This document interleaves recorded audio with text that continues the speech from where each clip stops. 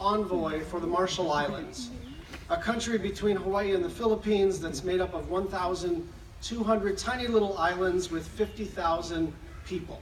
Everything is at sea level. The rising Pacific Ocean has eroded makeshift seawalls and contaminated fresh water so that the land is disappearing almost as fast as it's becoming useless for farming. It's a pretty place, and it's a unique island culture, but to be blunt, any diplomat from the Marshalls is not exactly an international power player.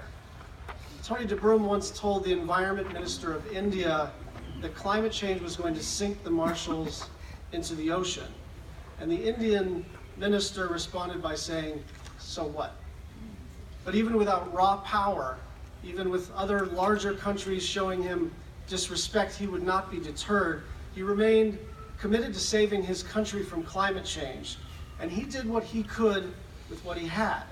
And his moment to change everything comes in 2015, when diplomats from every country gather in Paris for the United Nations Climate Change Conference, an annual event for countries to try to come to an agreement about what to do about the climate. And it's just like every other year, no one is really optimistic about the outcome. But Tony has a plan.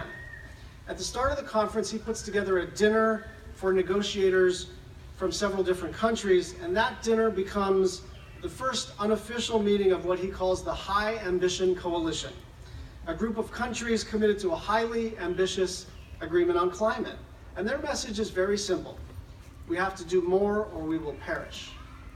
They hold a press conference to try to convince people that an ambitious agreement is possible, that the political climate exists. But everyone is still assuming that the bigger polluters, countries like China, India, Saudi Arabia, will push for a low ambition deal and succeed.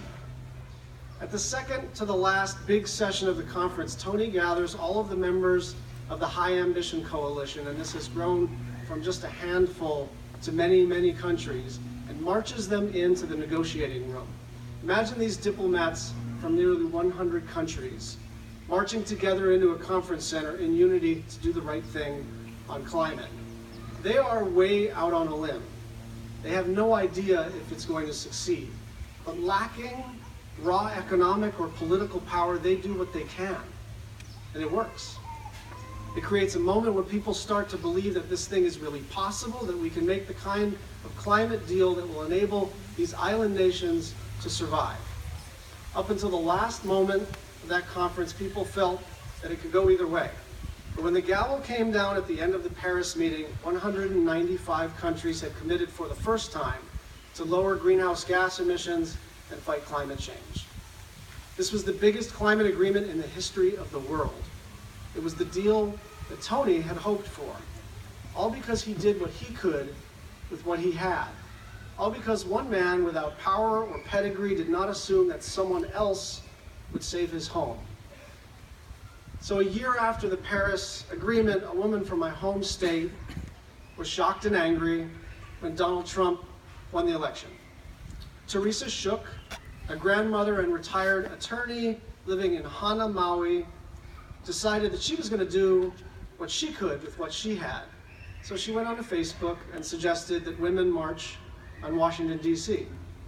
Before she went to bed that night, a few dozen of her friends had responded, but she woke up and hundreds of thousands of people had responded. She woke up the following morning to find out that there was a march that was now a movement. 10 weeks later, 5 million people marched in thousands of places around the globe.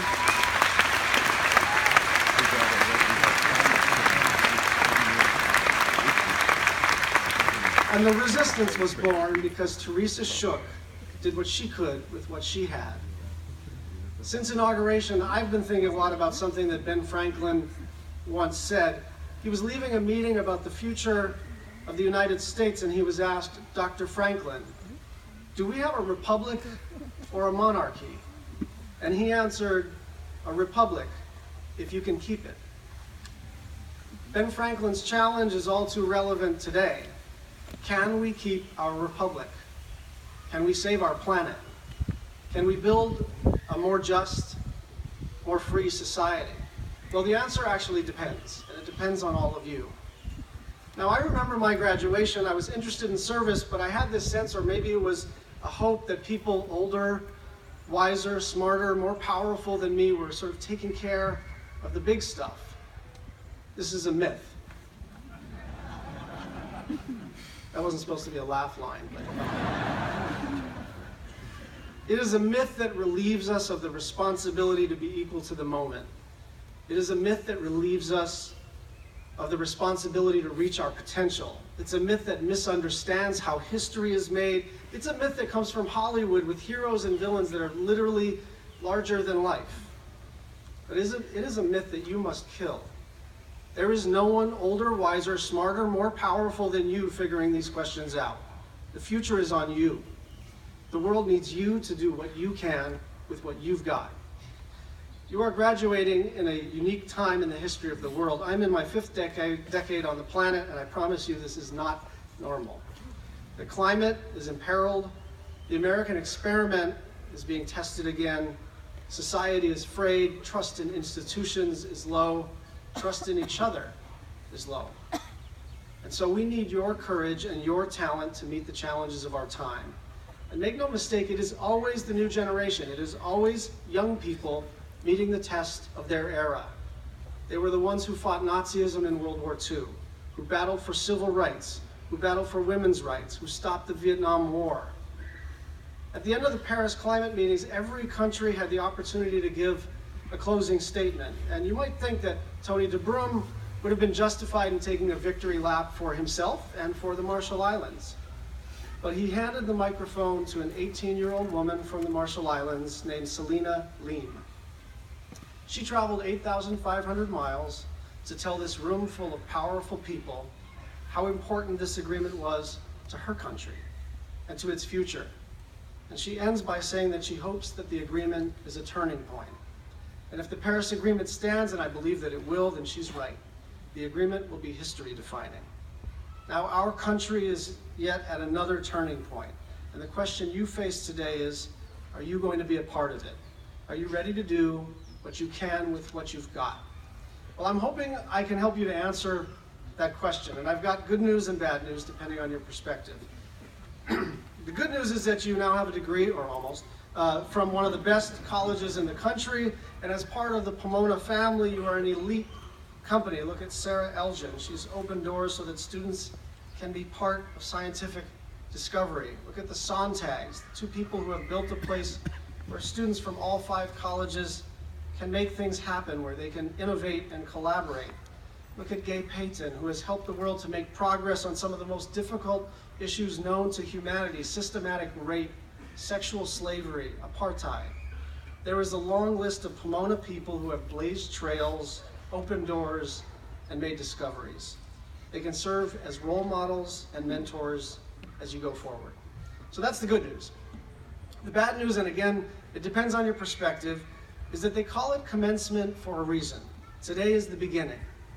And so everything you've done up until this moment, if you were in every club and aced every course, or if you were like me, and you struggled through and missed deadlines or even a few classes, either way, it doesn't matter a whole lot, because now you're back at the beginning. During my time at Pomona, I was a marginal student at best, honestly. I loved my time here, but I was anxious, I was aimless, I played a lot of pool and pinball, and I don't know if you've ever heard of Ms. Pac-Man, but that's what I did. I had no idea what I was going to do, and so I majored in philosophy. So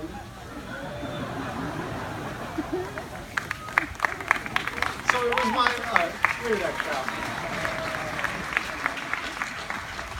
So I was in my senior year, and I was sitting with my one of my philosophy professors, a person named Jay Atlas, and I wasn't sure what I was going to do, and I asked him if I should pursue a PhD in philosophy, and he sort of leaned back and he paused and he said, "Brian, you lack a certain rigor."